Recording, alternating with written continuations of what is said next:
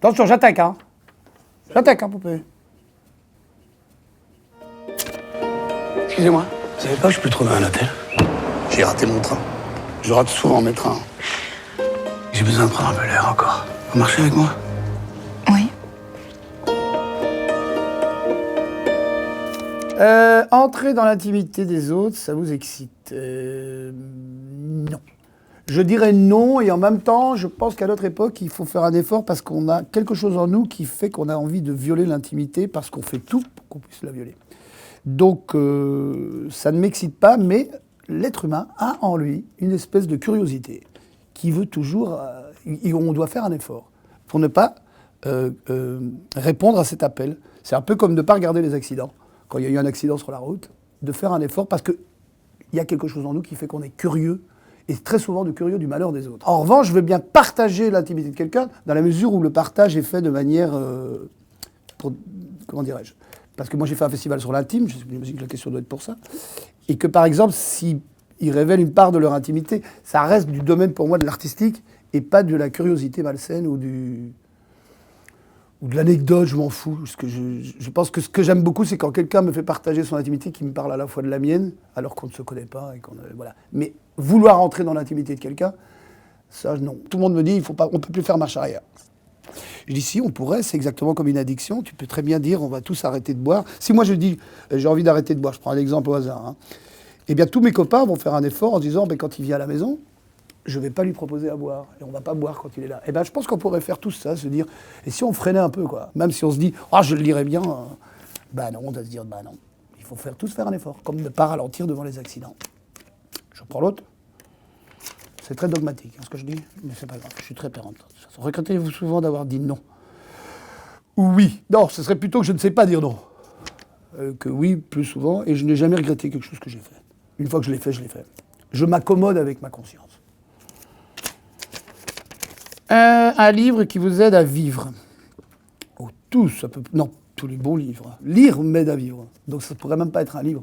C'est plus le rendez-vous avec l'auteur. En plus, il y a, comme je crois beaucoup au hasard, alors, en plus dans ce film Trois cœurs, c'est vraiment le cas. Je pense vraiment très souvent, selon ce que tu traverses, le livre que tu vas... J'ai eu ce cas-là il n'y a pas longtemps, je venais de finir le festival de l'intime. Et j'étais un petit peu déboussolé puisque je ne savais plus quoi lire. Et j'étais un petit peu déprimé parce que j'avais pas beaucoup dormi. Et je me dis, qu'est-ce que je vais lire? Parce que je voulais lire, il fallait que j'avais besoin de lire. Et j'ai pris un bouquin au hasard, un bouquin que j'ai depuis 20 ans, que j'avais jamais lu, qui est un vieux livre, je ne vais pas dire lequel. Et les 15 premières pages, c'était exactement ce que j'avais envie de lire, d'entendre, sur les questions que je me posais par rapport à des tas de trucs. Et je me suis dit, putain, c'est incroyable. Donc je crois beaucoup à la lecture, en tout cas moi comme thérapie, ouais. Alors, être acteur, une manière de ne rien foutre, absolument. C'est une manière, je suis tout à fait d'accord, c'est marrant, j'ai l'impression que c'est moi qui l'ai écrit. Ben bon, non. D'abord, c'est être acteur de cinéma. Attendons, il faudrait rajouter de cinéma.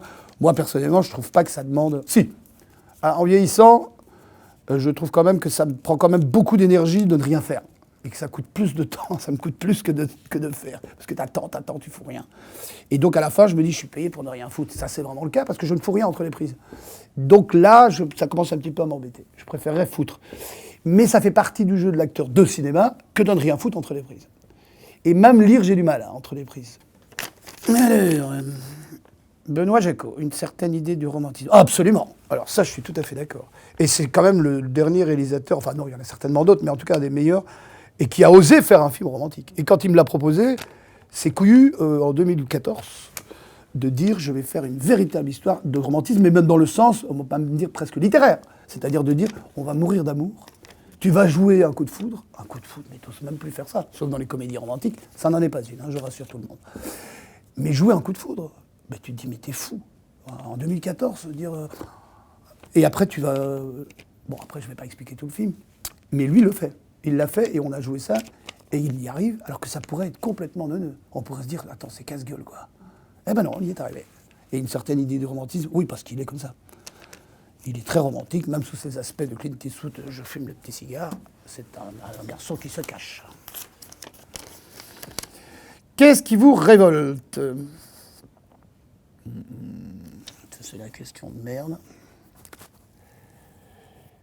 Révolté, hein. Pas, parce que je trouve que le mot est bien choisi. Révolté, pas indigné, tu vois. Rien. Bah, rien. Rien. Je suis tellement habitué que révolté, non, je serais incapable de faire la révolution.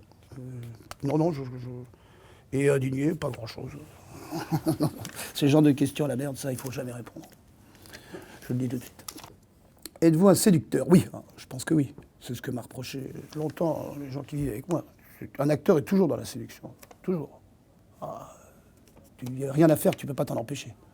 Tu te dis, je vais essayer. Au moment où je vous réponds, je me dis, je vais essayer d'avoir l'air sympathique, gentil, rendu coup, sur le coup ou pas dans le coup. Oui, bien sûr. Ce serait mentir. Une actrice morte que vous auriez envie de baiser. Bon, là, je la trouve un peu cavalière comme question, dis donc. Une actrice morte que j'ai envie de baiser, mais t'es malade ou quoi? T'as fumé? Non, une actrice morte ou vive qui vous émeut. Écoute, là, je vais te faire une phrase de jésuite. Toutes les actrices me touchent. Ouais. Mais pourquoi? Parce qu'il y a quelque chose chez une actrice qui est de l'ordre de la peur, qui est différente que chez les acteurs. Parce que c'est très...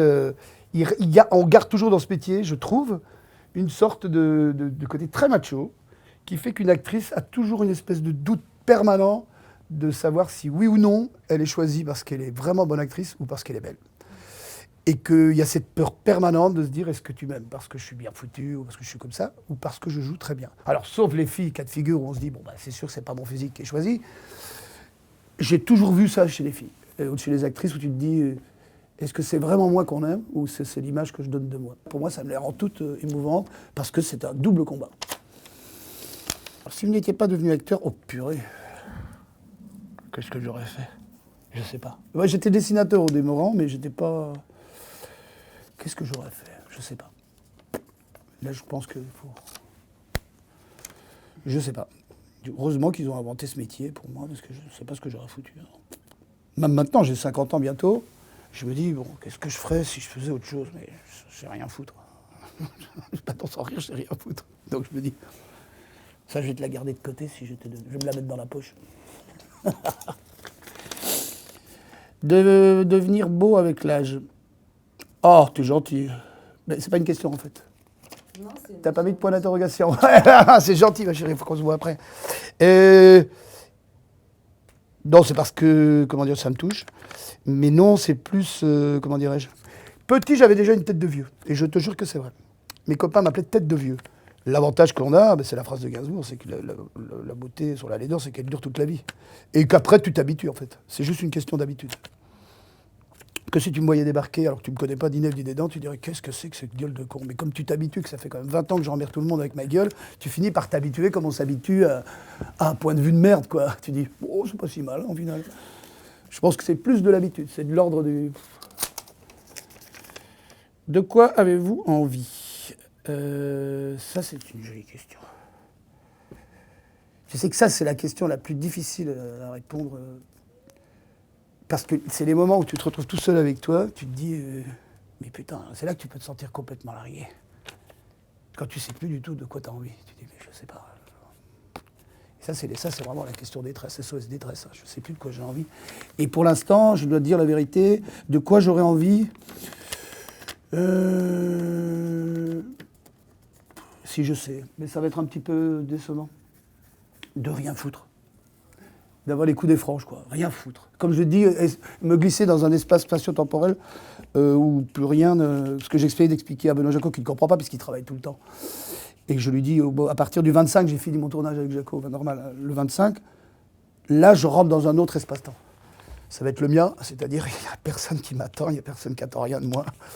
Et je peux faire ce que je veux. Et c'est à ce moment où je pourrai faire ce que je veux, que je vais me retrouver tout perdu, et que je retrouverai ton petit papier rose, et je vais t'appeler en pleurant. Mathilde, putain. Et on ne sait pas. Il vaut mieux, mais il faut les garder, et elles apparaîtront peut-être à mesure que je ne ferai plus rien. Je le souhaite en tout cas. De quoi avez-vous peur? Oh là là. C'est débile, hein. Donc je prends le risque. Hein. Parfois j'ai peur... je ne devrais pas le dire, mais... Parfois j'ai peur d'aller... C'est compliqué. D'aller faire, par exemple, d'aller faire des courses. Autant je fais mes courses, j'adore aller au grand magasin. Mais il y a des moments, il y a des jours où j'ai la trouille d'aller à la caisse et tout ça. De devoir parler à la caisse. Et là, j'ai le trac. Je te jure que je regarde les caisses et je me dis, là, elle a l'air sympa. Voilà. C'est débile, mais ça, c'est un truc qui me marque. Enfin, je peux te le dire, parce que je te réponds quand même assez rapidement. Mais ça fait partie, d'une des choses qui parfois me terrorise. De me dire, merde, quelle caisse je vais prendre. Et alors là, ça peut être c'est comme une sorte de petite... un petit truc où je suis capable de déposer mes affaires et de foutre le camp. Sans mes courses. Sans mes courses, ouais. Parce que j'ai la trouille. Et je ne sais pas pourquoi. Voilà. Et si vous n'étiez pas devenu acteur, c'est celui que je garde dans ma poche. C'est le jour où je pourrais te répondre. Je serai beaucoup plus loin sur la route de ma vie. Merci beaucoup. Merci à toi, Mathilde. C'est un joli prénom. Merci. Oui, Notre reine s'appelle Mathilde. c'est vrai. Ouais. Et vous gagneriez en France à avoir un roi et une reine. Vous croyez? On ferait moins de chichi, je te jure.